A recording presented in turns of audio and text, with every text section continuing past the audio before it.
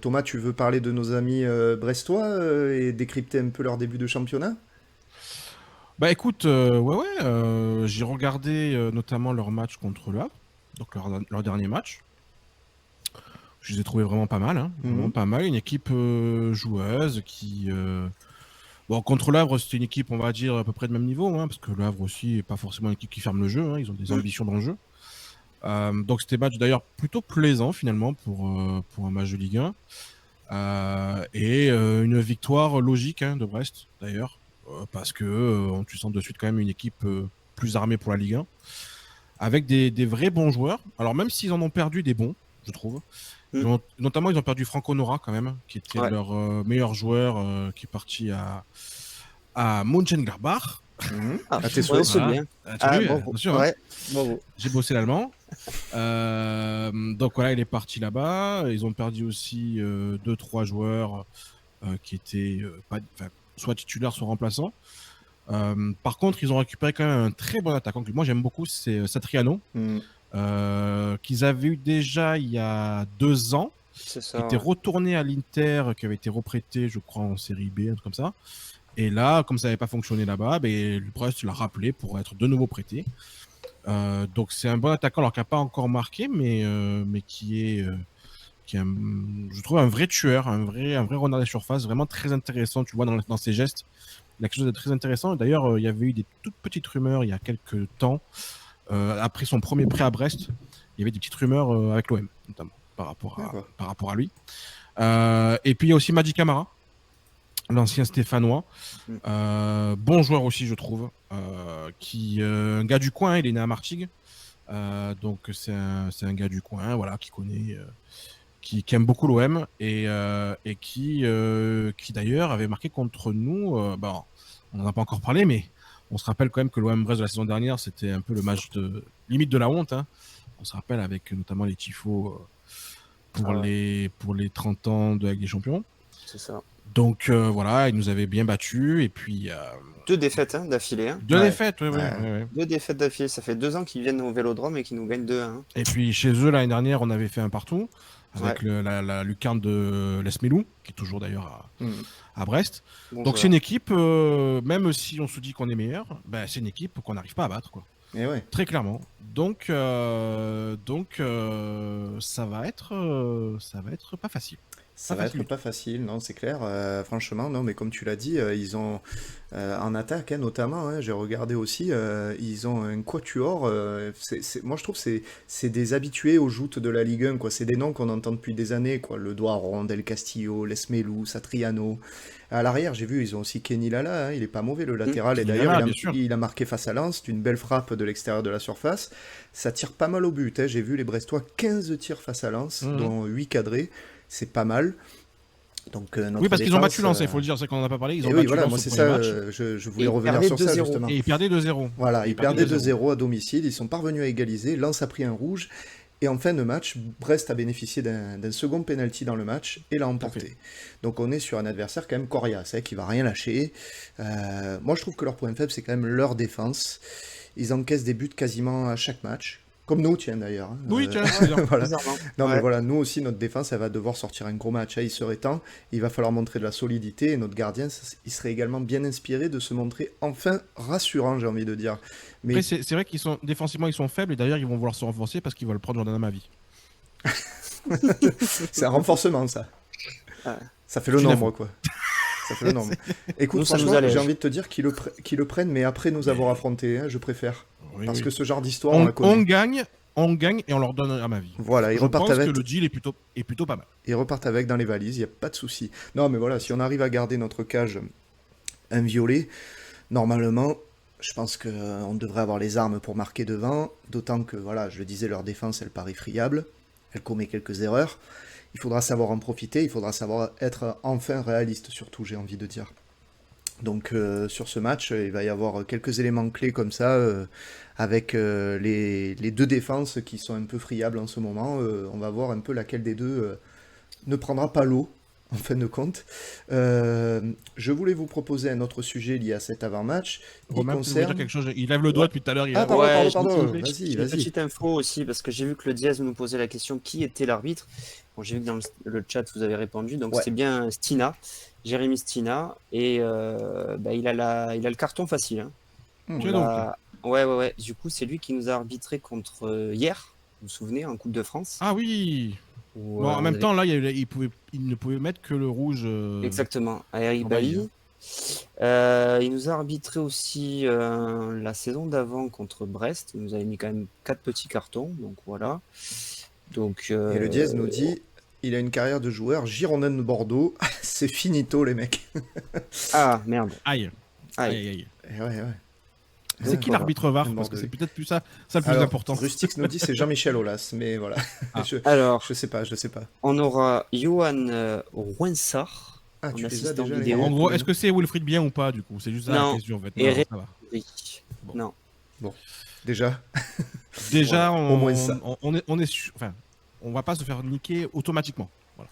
Pas sûr. On Pas verra. sûr, pas sûr. C'est vrai que il y a eu, Denis, il a une très bonne remarque dans les commentaires et tu nous dis ce match va enfin nous permettre d'en voir un peu plus sur notre vrai niveau avec 6 jours de repos. Ouais, ça, c'est une très bonne remarque parce que on le disait que l'OM, on était assez crevé, les joueurs ils étaient cuits face à Metz.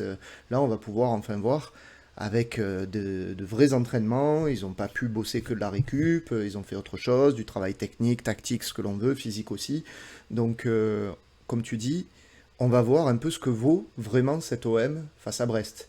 Et tu le disais d'ailleurs dans le titre de la vidéo, hein, Thomas, c'est un petit peu la victoire pour... comment tu as dit déjà Pour ne pas douter. Pour ne pas douter, voilà, exactement. Donc, il va falloir ne pas douter et voir un peu ce que vaut cet OM. Tu as raison, Serge, tu nous dis dans les commentaires, arrêtons avec l'arbitre, toujours des excuses, commençons déjà à marquer des buts. Non, mais c'est le sens de nos après-matchs, On les n'arrête pas de derniers dire ça après-matchs. depuis de nombreuses semaines. Après, effectivement, il y a eu beaucoup de décisions contre nous depuis le début de la saison. Mais dans nos débriefs, on en parle 5 minutes, Ouais. Peut-être un peu plus. Mais les 3/4 de nos émissions, on parle football. Hein. Donc, Alors, donc, les arbitres, voilà. on essaie d'en parler le moins possible pour justement éviter de tomber dans cette caricature et de se C'est trouver comme- des excuses, hein, tout simplement. Hein. C'est comme ce côté un peu parano qui est en ce moment, et j'ai vu passer ça, notamment, tu sais, le truc par rapport à l'horaire du match. Ouais. Que tout le monde gueulait, oui, pourquoi nous on n'est pas décalé à 19h comme les autres, etc. Bon, finalement, on a bien été décalé à 19h. C'est juste que voilà, je sais pas pourquoi, c'est parti de suite 3 jours avant le match en polémique, alors que la décision elle se prend 1 jour ou 2 jours avant, parce que la Ligue attend de voir les bulletins météo du jour du match pour voir ce qui est prévu. Ouais. Bah, Enfin- après, pour cet horaire, c'est vrai qu'ils ont décalé à 19h. Alors je comprends, hein, ils n'ont pas décalé plus tard par rapport aux télé, mais je trouve ça quand même vraiment dommage, encore une fois, que tu as les impératifs des diffuseurs qui prennent le pas sur la santé à la fois des joueurs, mais aussi des spectateurs. Parce qu'à 19h à Marseille, je suis désolé, hein, il va pas faire 20 degrés. Ça veut dire que les gens, ils doivent être au stade, ils doivent rentrer dans le stade à 18h. Enfin, Oui. nous, la dernière fois, on est rentré 1 heure avant dans le stade, on était dans les escaliers, dans le virage. Donc ça veut dire qu'il faut arriver encore plus tôt. Donc excuse-moi, je vais partir à 17h. Après, il y aura peut-être un peu moins de... Bon, après, c'est annoncé complet, mais je pense que ça va peut-être arriver un peu moins longtemps avant. Je sais pas. Parce que le match d'avant, c'était quoi? C'était le Pana. Bon, c'était le gros match, Ligue des Champions, etc. Là, ça 15 août. reste. Voilà. 15 août aussi, hein, mais bon. Moi, je trouve que voilà, ce match, malheureusement, je pense qu'il aurait pu. On est dans des Voilà, fraîche, à circonstances la fraîche, exceptionnelles. à 8h du matin, à la fraîche. Non, mais on est dans des circonstances exceptionnelles, il faut le dire. Donc, il faut être capable aussi de changer, de bousculer un petit peu les choses qui semblent un peu figées comme ça. Pourquoi ne pas le décaler même d'1 jour? Pourquoi ne pas ou 2 jours? Pourquoi ne pas envisager de le jouer même à 22h à l'Espagnol? Qu'est-ce qu'on s'en fiche? Après, c'est qui retransmet là? C'est Canal? Demain, samedi soir, normalement, ouais, c'est. Ah, Non, non, le tu me samedi mets le 17h, doute. c'est Non, qui? c'est Amazon, il me semble. 17h, c'est Amazon. C'est Amazon. Parce qu'Amazon, à la limite, eux, ils peuvent quand même adapter leur grille de programme sans trop de soucis. Canal, c'est plus compliqué. J'ai un doute. Je sais plus. Non, en fait, oui, à la base, on était à 17h par canal, il me semble. Et le soir, il y a Amazon qui fait la rediff. Ou l'inverse. Mais dans tous les cas, il y a les 2 diffuseurs. Du coup, qui sont obligés de diffuser à 21h si on est décalé à 21h. Et c'est pour ça qu'on est à 19h. C'est Amazon, ouais. Ouais, c'est Amazon. C'est Amazon. Donc Amazon, quand même, il pourrait Si l'excuse c'est la télé, Amazon, eux, ça leur change rien, hein, Ah d'avoir ouais. un match à 17h ou à 21h. Moi, je comprends pas qu'on joue Donc, pas même à 22h, je suis désolé, hein, c'est des circonstances exceptionnelles et je vois pas ce que ça changerait, ça nous changerait pas la vie. c'est peut-être pour les supporters, les enfants, etc. C'est quand même plus compliqué de les amener à 22h peut-être. Il y a peut-être Oui, ça je peux aussi, tu vois, comprendre. voilà, En termes faut de prendre ça en compte. sécurité, peut-être aussi, il y a le Delta à Marseille, je sais pas, peut-être avec les forces de police, tout ça. Ah, Il doit y avoir toute une logistique. je sais pas, je sais pas. Bon, en tout cas, on va continuer sur notre avant-match. Et la question qu'on voulait se poser, c'était celle-ci. Vous le voyez à l'écran, la photo de Ismail Assar et Iliman Ndiaye. Est-ce que Marcelino doit continuer d'insister à aligner ces deux hommes ensemble? Pour vous, est-ce que ça a encore... enfin, encore. Est-ce que ça a du sens? Est-ce que vous continueriez à les mettre ou pas? Thomas? Alors, je pense que chacun est différent. Sarr, pour moi, aujourd'hui, il n'y a pas forcément une solution viable pour le remplacer. Il y a le Muge, mais le Muge, moi, j'ai pas de certitude encore avec lui. Tu vois. Donc, sur le côté droit, on est les droits. Pour le moment, Ismail Assar, j'ai pas d'autre solution à proprement parler, hein. On parle. Alors, l'autre solution, ça pourrait être Ndiaye, potentiellement, parce qu'Ndiaye l'a déjà fait avec le Sénégal. Et ouais, aussi. La question qu'il y a derrière ça, c'est en gros, est-ce qu'on sacrifie un des deux pour mettre Vitinha? C'est un peu C'est un ça, peu ouais. ça l'idée. Exactement. C'est un peu ça l'idée. Ou Moi, pas. ou pas, oui, après, il peut y avoir d'autres solutions, mais c'est vrai que, bon, comme Correa n'est pas encore là, bah, du coup, voilà, on a un peu comme ça comme solution. Moi, j'ai déjà répondu quand même à cette question-là l'émission précédente en disant que pour le moment, le Aubameyang Vitinha, j'ai des doutes. Même si les deux joueurs en ce moment sont les plus en forme, j'ai du doute sur la complémentarité. Donc du coup, Sarr à droite, oui. NGI, après, c'est vrai que bon, on peut se poser la question parce qu'il a un début de saison quand même qui est très compliqué. Vraiment, oui, vraiment très compliqué par rapport aux attentes surtout qu'il y avait autour de lui. Je pense qu'il a besoin malgré tout de jouer. Il a besoin aussi de digérer ce transfert qu'il a eu. Il fait, comme j'avais dit à l'émission précédente aussi, il fait une Samuel Gigot. Hein. Samuel Gigot aussi très attaché au club. Rappelez-vous de ses 2 premiers mois, on va dire, à Gigot l'année dernière. C'était dur, hein. C'était pas facile, pas forcément des super matchs. On voyait quelqu'un qui avait beaucoup de pression, qui était. Voilà, je pense que le summum, ça avait été notamment son match aller au parc, où il avait pris un rouge, même si bon, on pourrait contester le rouge, mais il avait pris un rouge. Après ça allait mieux. Je pense qu'après ça, il avait un peu mis de ça de côté, le transfert, etc. Donc je pense qu'Agnès c'est pareil. Maintenant, est-ce que le mettre sur le banc, ça serait une bonne idée? Je suis pas sûr. Moi, je pense qu'avec ce type de joueurs, il faut quand même les faire jouer pour qu'ils restent dans une certaine confiance. Je vois le commentaire de Laurent, c'est un manque de respect d'appeler Mouguet le muge, je trouve. Non, franchement, il faut pas le prendre comme ça. Nous, c'est Ah plus la non, déconnade. non. Voilà, non, il y a pas de souci avec lui. C'est Et au comme contraire, on hein, prononçait Kolasinac ou Cola, Kolasinac. Ouais, c'est presque un surnom en ouais. fait qu'on lui donne. Hein, donc Mais non, oui, non, Ouais, c'est t'inquiète, c'est ça. pas du tout. C'est affectif. C'est affectif. C'est affectif. et Voilà, puis c'est le muge, quoi. on l'embrasse tout simplement. Je vous ai mis un petit sondage pour répondre à la question, vous aussi. Donc oui, Thomas, pardon, je t'avais coupé. Non, mais voilà, pour moi ça, il n'y a pas trop de débat parce qu'il est, il est indispensable. Hein. Enfin, indispensable, dans le sens où aujourd'hui, la solution à droite, il n'y en a pas énormément. Euh, et puis concernant Ndiaye, je suis quand même pour l'idée de le faire jouer. Voilà. Ok, je vois vos commentaires aussi. Atmos nous dit Ndiaye a l'air d'être débordé par les émotions, ce qui peut aussi expliquer les crampes, mais Sarr et Ndiaye vont être les titulaires cette saison. J'ai confiance en eux. Denis nous dit Ndiaye ailier gauche, si sur ce match ça ne fonctionne pas, mieux. Ça a déjà marché, nous dit Mitroglou, avec le Sénégal, ce duo, donc pourquoi ça marcherait pas chez nous, c'est clair. C'est pas la même, c'est pourrait. pas le même schéma tactique, mais effectivement, tu avais plus Ndiaye côté droit et Sarr côté gauche, avec une pointe devant, avec le Sénégal. Bon, là, c'est un peu différent, parce que là, tu utilises Ndiaye vraiment à son poste, à Sheffield, c'est-à-dire 9,5. Ouais. On l'a quand même recruté pour ça. Je veux dire, Bien sûr. sans. Voilà. Donc, Et toi, Romain? Ben moi, je dirais que c'est un peu trop tôt pour dire insister, pas insister, tu vois, parce que c'est quand même le début de la saison.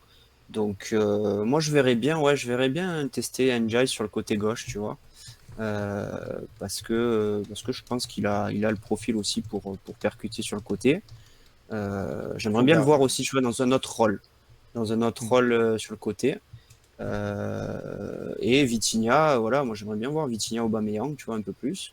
Donc ça peut être aussi une possibilité, avec forcément peut-être des recrues qui viendront après concurrencer tout ça.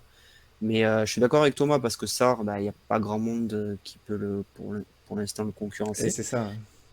Donc on est un peu bloqué là-dessus. Mm. Après, ouais, je te dis, Ndiaye sur le côté gauche, moi j'aimerais bien voir quoi. Ça peut-être parce que c'est vrai qu'il fait beaucoup d'efforts on le voit quand même qu'il décroche, tu vois, qu'il vient dans l'axe, tout ça. Mm. Donc du coup, je me dis peut-être plus le canaliser sur un côté, ça peut peut-être il peut perdre un peu moins d'énergie, tu vois, Ouais. à aller un peu partout sur le front de l'attaque. Donc voilà, écoute, moi je serais intéressé par cette position-là. D'accord, d'accord. Bah, moi, c'est vrai que Sarr, je suis d'accord, hein, oui, de toute manière, on n'a pas le choix, comme vous dites. Ndiaye, pour moi, il s'inscrit plus dans une rotation qu'on va retrouver un peu toute la saison en attaque entre Aubameyang, Vitinha, lui, et sûrement maintenant Joaquin Correa. Donc oui, Ndiaye doit jouer, mais pas systématiquement titulaire. Je pense honnêtement qu'en sortie de banc, il peut être super intéressant. Sa vitesse, sa qualité technique, ça peut vraiment faire la différence en fin de match, hein. C'est des atouts face à des adversaires un peu émoussés ou des adversaires un peu regroupés derrière. Il a la capacité, je veux dire, d'apporter ce petit choc électrique et de pouvoir débloquer un match qui s'enlise en fait. Donc après, maintenant, il faudra qu'il soit un peu plus adroit dans le dernier geste. Il faut qu'il travaille ça, il faut qu'il travaille aussi son endurance, hein. J'ai vu qu'il a fait venir un préparateur physique sur Marseille d'ailleurs, avec pour objectif, j'ai vu, je cite, de tenir un match à intensité. Bon, À haute intensité. voilà, mention spéciale aux adorateurs du Championship, hein, le mec a du mal à tenir un match de Ligue 1, donc pour le moment, Et surtout qu'ils nous c'est ont assez gavés dingue. en nous disant que la Championship c'est au-dessus de la Ligue 1. Enfin bon, Exactement. c'est quand Donc, même assez dingue. mais pour revenir à notre question, le duo, il peut se montrer intéressant, comme je le disais en fin de match. Ndiaye peut venir prendre un peu ce relais du rôle de dynamiteur que Sarr endosse pendant tout un match.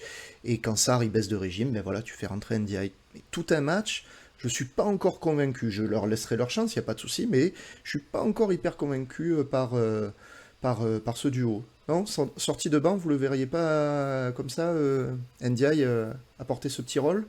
Il peut avoir le profil. Ouais. Après, ce qui va être intéressant, et on se posera la question lorsqu'on fera le 11, c'est sur quel schéma tactique on part aussi. Hmm. Parce que est-ce qu'on est sur du 4-4-2, est-ce qu'on est sur du 4-2-3-1, ou est-ce qu'on est même sur du 4-3-3?